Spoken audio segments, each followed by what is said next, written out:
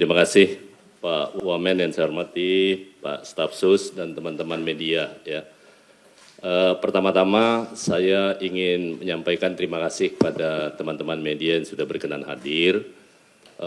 Saya ingin mengklarifikasi beberapa hal yang beberapa hari terakhir ini beredar di publik dan menurut saya ada yang miss terhadap apa yang saya sampaikan. Yang pertama, bahwa konteks dari pernyataan saya itu adalah terkait dengan pernyataan Bapak Presiden di Kairo terkait dengan pengampunan. Nah, karena itu ada 3 hal yang mendasari dan merupakan konteks dari persoalan ini. Yang pertama, ada kemungkinan, kan itu, mungkin kita maafkan ya, mungkin. Begitu kata Presiden. Yang kedua, bahwa di dalam pemberantasan tindak pidana korupsi, sama sekali Presiden tidak akan memberi toleransi. Ya, tidak akan memberi toleransi. Yang ketiga, kalaupun akan ada pengampunan, setelahnya akan diikuti dengan proses penegakan hukum yang sangat keras. Bahkan beliau mewanti-wanti supaya jangan sampai ada aparat penegak hukum untuk membekengi terhadap satu kasus tertentu. Kan clear pernyataan Presiden seperti itu. Karena itu teman-teman semua bahwa terhadap konteks itu kan kemudian akhirnya menjadi sebuah berita yang sangat viral. Bahkan ada yang menyatakan kalau Presiden mengampuni koruptor, Presiden bisa dijerat dengan pasal 55 KUH pidana. Atas dasar itulah kemudian saya sampaikan bahwa ada pihak yang menyatakan seperti itu mungkin lupa terkait dengan hak konstitusional Bapak Presiden yang diberikan oleh Undang-Undang Dasar, di mana pasal 14 daripada Undang-Undang Dasar kita memberi hak amnesti, abolisi, ataupun grasi dan rehabilitasi kepada Bapak Presiden untuk semua jenis tindak pidana.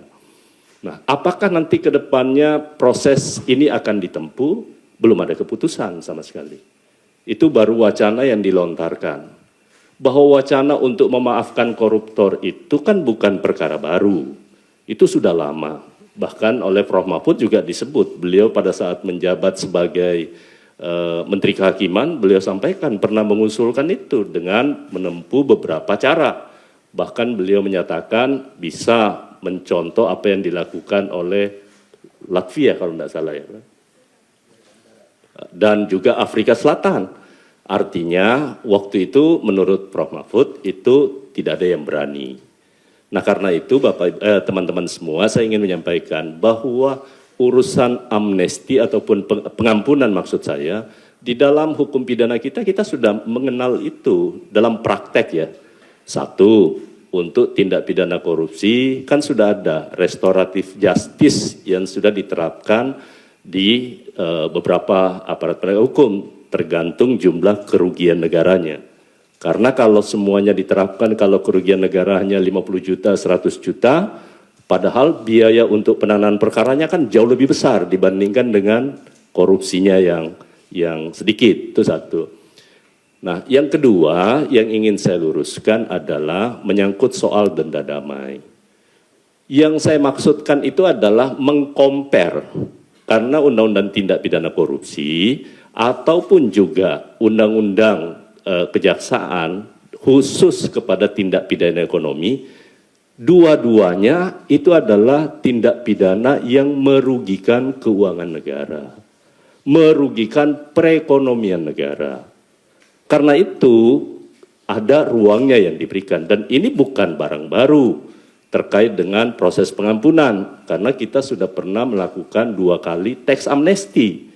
Kan negara memberi pengampunan. Kemudian di dalam Undang-Undang Cipta Kerja juga ada yang terkait namanya denda keterlanjuran untuk tindak pidana di bidang kehutanan yang itu dimungkinkan untuk dilakukan sebuah proses penyelesaian di luar pengadilan.